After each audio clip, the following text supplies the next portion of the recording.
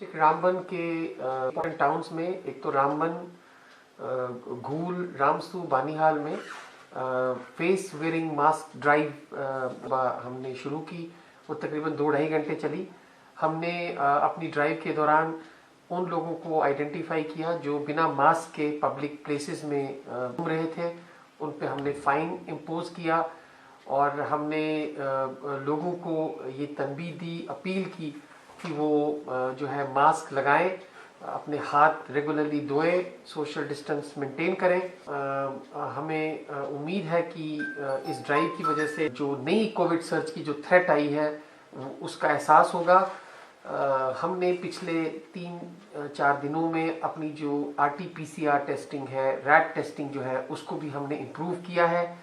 कल हमने government higher secondary school में रैंडम टेस्टिंग की थी, जिसमें जैसा कि आपको पता है 3 स्टूडेंट्स जो है वो कोविड पॉजिटिव पाए गए। आज हमने बस स्टैंड का भी जो है दौरा किया और वहाँ पर हमने देखा कि काफ़ी ज़्यादा पब्लिक गैदरिंग थी, सोशल डिस्टेंसिंग नॉर्म्स एडहर नहीं हो रहे थे। तो इमीडिएटली मैंने CMO रामबन को डायरेक्शन दी कि वो अपनी टीम वहाँ पर भेजें। मुझे अभी इन्फॉर्मेशन मिली है कि वहाँ पर एक बंदा जिसकी रैपिड टेस्टिंग हुई है वो कोविड पॉजिटिव डिटेक्ट हुआ है। तो हम उस एरिया को फ्यूमिगेट करवाएंगे और बंदे को जो है इमीडिएट आइसोलेशन में लेंगे और उसका RT-PCR टेस्ट भी करवाएंगे to confirm the that result. उसके अलावा मैं रामबन के तमाम लोगों से ये अपील करना चाहता हूँ कि जो हमने एज अप्रोप्रिएट कैटेगरी में लोगों की कोविड वैक्सीनेशन के लिए कोविड वैक्सीनेशन सेंटर्स बनाए हैं, वो अपने नियरेस्ट कोविड वैक्सीनेशन सेंटर पे जाके अपने आप को वैक्सीनेट करवाएं। ये उनकी सेफ्टी है। मैं बार बार लोगों से ये अपील करता हूँ, अपने हम ट्विटर हैंडल पे भी ये लोगों को अपील करते हैं कि vaccination is the only permanent solution to prevent any spread of the covid infection. तो मैं अपने DDC chairperson, DDC vice chairperson, DDC members, उसके अलावा हमारे BDC चेयरपर्सन्स और सरपंचेस, पंचेस और बाकी तमाम पब्लिक रिप्रेजेंटेटिव्स को भी रिक्वेस्ट करता हूं कि वो डिस्ट्रिक्ट एडमिनिस्ट्रेशन के जो एफर्ट्स हैं कोविड प्रिवेंशन के, कोविड कंटेनमेंट के, कोविड वैक्सीनेशन के, इन सब में हमारा सपोर्ट दें और रामबन डिस्ट्रिक्ट को कोविड फ्री करें। हमारे तकरीबन कल तक हमारे 8 एक्टिव केसेस थे और हम पूरी कोशिश करेंगे कि हम अपनी जो कोविड कंटेनमेंट ड्राइव को इफेक्टिवली जो है आगे चलाएं।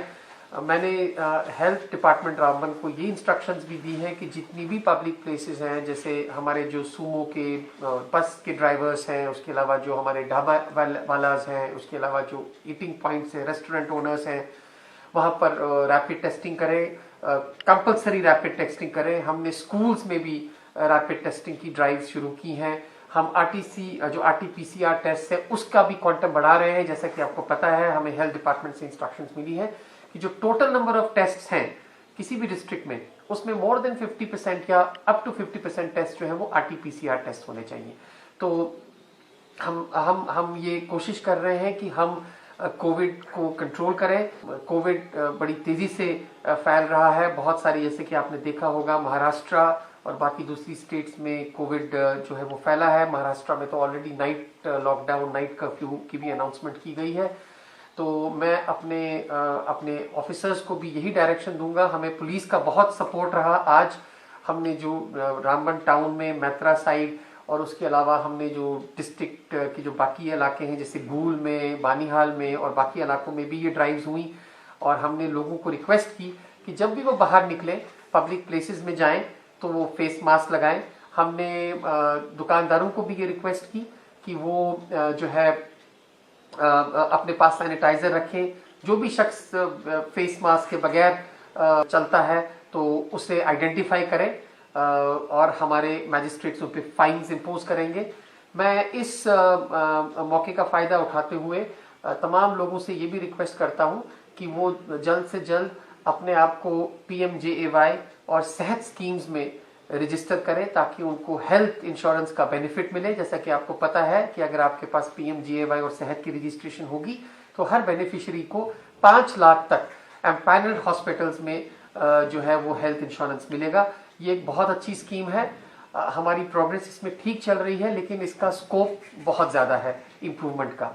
यहाँ पर मैं डायरेक्टली अपने जितने भी पब्लिक रिप्रेजेंटेटिव कोलीग्स हैं, DDC chairperson, DDC vice chairperson, members और पीडीसी चेयरपर्सन और बाकी जितने भी पब्लिक रिप्रेजेंटेटिव्स हैं, उनसे ये रिक्वेस्ट करता हूँ कि वो अपने अपने इलाके में जो है मोबिलाइज करें लोगों को और उन्हें उनकी अवेयरनेस बढ़ाएं, ताकि वो अपने आप को PMJAY और सेहत की जो इतनी अच्छी स्कीम्स जो हमारी हेल्थ सेक्टर में आई हैं उसमें रजिस्टर करें।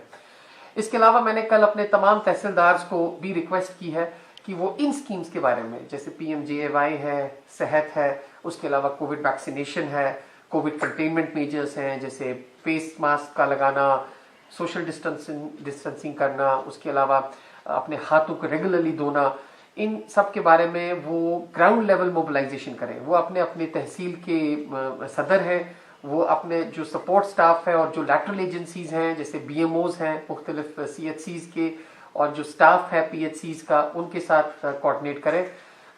DH रामबन के मेडिकल सुपरिटेंडेंट को भी मैंने डायरेक्शन दी है कि वो अपने हॉस्पिटल में और अपने गिरदोनवा में भी कोविड कंटेनमेंट मेजर्स को एक्टिवेट करें। मुझे पूरी उम्मीद है कि लोगों के सपोर्ट से, उनकी कोऑपरेशन से, अपने स्टाफ की सपोर्ट से और उनकी प्रोएक्टिव अप्रोच से हम कोविड को एक मर्तबा फिर हराएंगे। लेकिन ये तभी पॉसिबल है जब हम इस थ्रेट को सीरियसली लें। अभी भी बहुत सारे लोग ये सोचते हैं कि कोविड जो है ये खत्म हो चुका है और अब इसका असर नहीं है। ऐसी बात नहीं है। अनफॉर्चुनेटली आपको पता होगा, अपने अखबारात में और बाकी सोशल मीडिया के ताउन से ये खबर भी सुनी होगी कि बानिहाल में कल एक कोविड रिलेटेड हमारे जो वहाँ का जो CHC, वहाँ पर एक डेथ भी हुई थी। That man had come from Jammu और उसके बाद कुछ कॉम्प्लिकेशंस हुई and then he was taken to the hospital and वहाँ पर ही पास्ड अवे। सो हमने कोविड नॉर्म्स वहाँ पर इस्टेब्लिश किए हैं। जहाँ जहाँ पे हमारे केसेस डिटेक्ट हो रहे हैं, हम जो है वो इमीडिएट कॉन्टैक्ट ट्रेसिंग कर रहे हैं ताकि हम इस इन्फेक्शन को जो है वो कंट्रोल में रखें। होम आइसोलेशन ऑफर कर रहे हैं। जितनी भी जो DMRRR की SOPs हैं, एक्सटेंट SOPs, उसको हम फॉलो कर रहे हैं। एक मर्तबा फिर मैं तमाम लोगों से गुजारिश करता हूं कि गवर्नमेंट ने जितने भी हेल्थ सेक्टर के इंपॉर्टेंट इनिशिएटिव्स लिए हैं, प्लीज उनका फायदा उठाएं। सोशल नॉर्म्स, एक मर्तबा फिर सोशल डिस्टेंसिंग नॉर्म्स को मेंटेन करें, मास्क लगाएं। अगर आप पब्लिक प्लेसेस पर हैं तो प्लीज इसे ना उतारें। चिन मास्क से कोई फायदा नहीं है, मास्क आपको पूरी तरह लगाना है। और तीसरा ये कि हैंडशेक ना करें, एक दूसरे के गले ना मिलें और हाथों को रेगुलरली वॉश करें।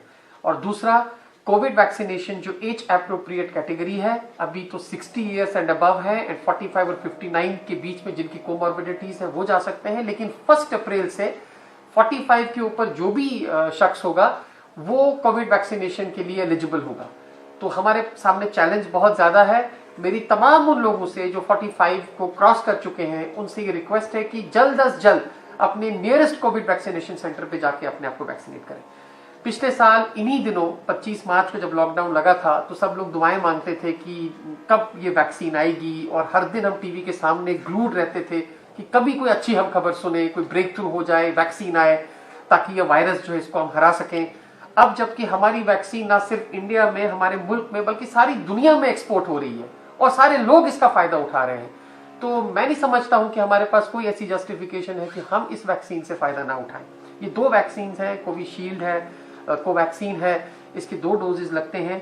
मैंने खुद ये वैक्सीन लगाई है डिस्ट्रिक्ट हॉस्पिटल में। मेरा 2nd डोज का टाइम भी करीब आ रहा है और मैं आपको बताऊं ये बिल्कुल सेफ वैक्सीन है। MHA ने मुख्तलिफ स्टेट्स को चिट्ठियां लिखी हैं और उनमें कंफर्म किया है, सर्टिफाई किया है that this vaccine is absolutely safe. तो एक मरतबा फिर मैं सोशल मीडिया के माध्यम से आपको ये रिक्वेस्ट करता हूं कि प्लीज आप हेल्थ डिपार्टमेंट की स्कीम्स का फायदा उठाएं, चाहे वो कोविड वैक्सीनेशन हो, चाहे वो कोविड कंटेनमेंट मेजर्स हो और PMJAY और सेहत की रजिस्ट्रेशन हो। Thank you so much.